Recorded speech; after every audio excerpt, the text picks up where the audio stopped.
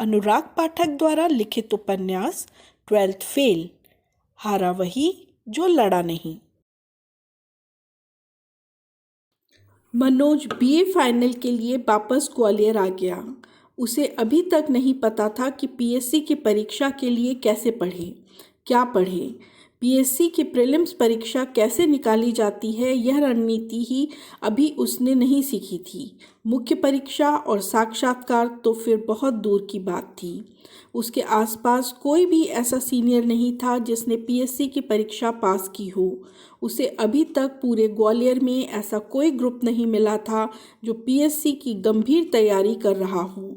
इस कारण वह पीएससी के लिए अभी तक दिशाहीन पढ़ाई ही कर रहा था। एक दिन कॉलेज में मनीष ने मनोज से कहा कि उसके एक परिचित सीनियर हैं जिसका इस साल पीएससी का प्रीलिम्स एग्ज़ाम क्लियर हो गया है और वह मुख्य परीक्षा की तैयारी कर रहे हैं। मनोज ऐसे सीनियर से मिलने का मौका गंवाना नहीं चाहता था। दीप सोनी नाम का वह सीनियर हरिशंकरपुरम के पास पीली कोठी में रहते थे।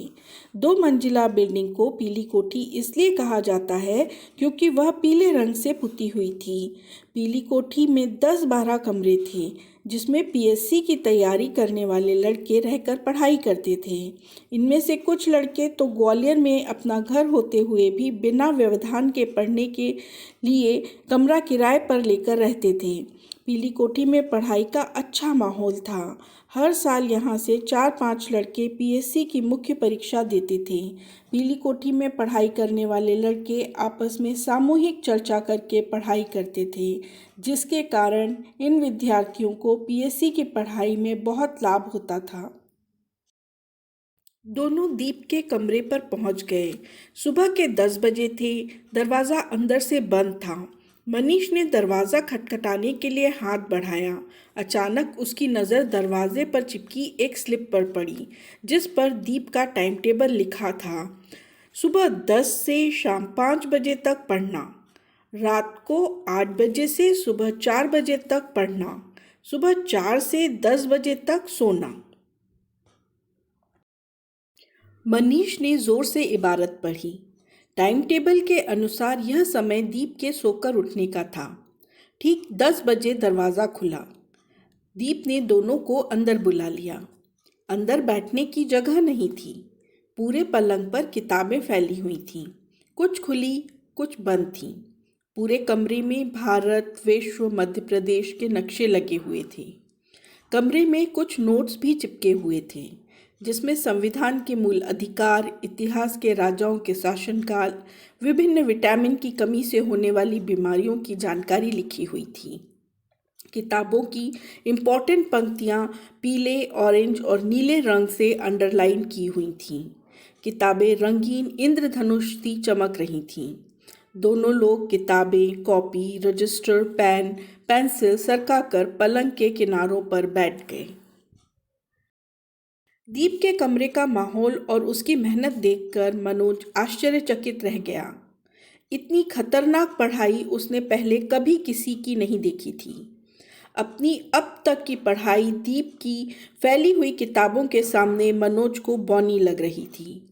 मनोज ने पूछा, आपके पीएससी में क्या विषय हैं? केमिस्ट्री और हिस्ट्री, दीप ने जवाब दिया। मनोज का भी एक विषय हिस्ट्री था।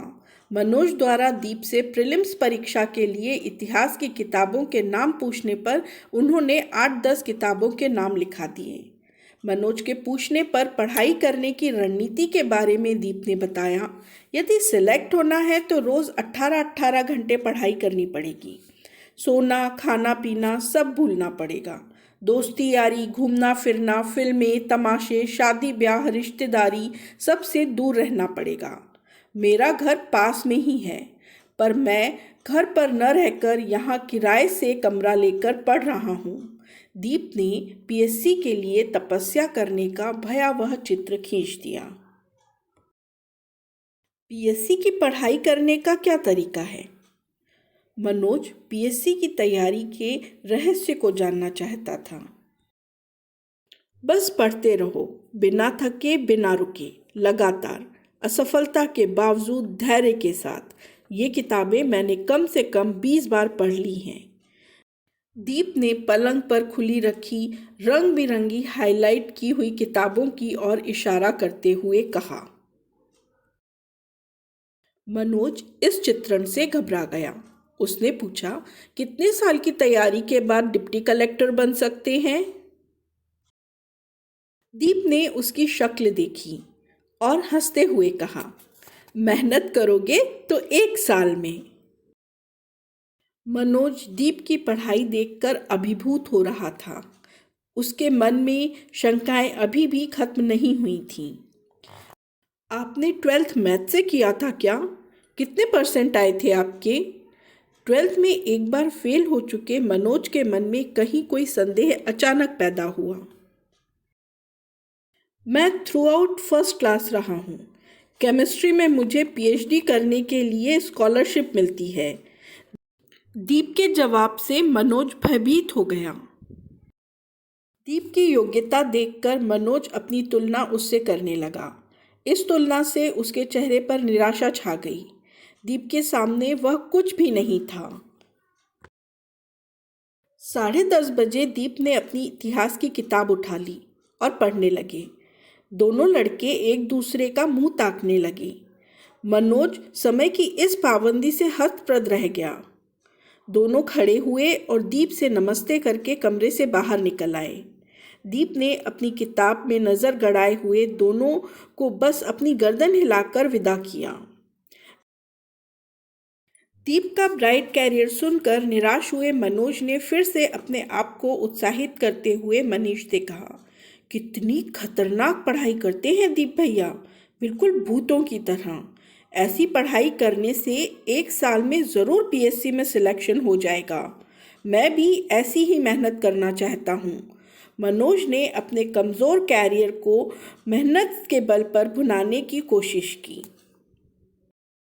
मैं तो अब पीली कोठी में कमरा लेकर पढ़ाई करूँगा। मनीष भी दीप की पढ़ाई और पीली कोठी के माहौल से प्रेरित हो गया था। बीए पूरा होते ही मैं भी पीली कोठी में कमरा ले लूँगा और गंभीर तैयारी शुरू कर दूँगा। पीली कोठी में पढ़ाई की ज़बरदस्त माहौल से प्रभावित होकर मनोज ने नई प्लानिंग बना ली। वापस लौटते समय वह पीली कोठी में कमरा लेकर पढ़ाई के सपने देख रहा था, लेकिन 12th फेल का हीनताबोध उसका पीछा नहीं छोड़ रहा था। दीप सर तो शुरू से ब्रिलियंट रहे हैं। क्या मैं उन जैसी पढ़ाई कर पाऊंगा? क्या मेरा कमज़ोर बेस मेरी तैयारी के आड़े नहीं आएगा? क्या केवल मेहनत ही पर्याप्त है? मैं यदि इंटेलिजेंट होता तो क्या 12th में फेल होता? इसी संशय में उलझा हुआ मनोज अपने कमरे पर पहुंच गया।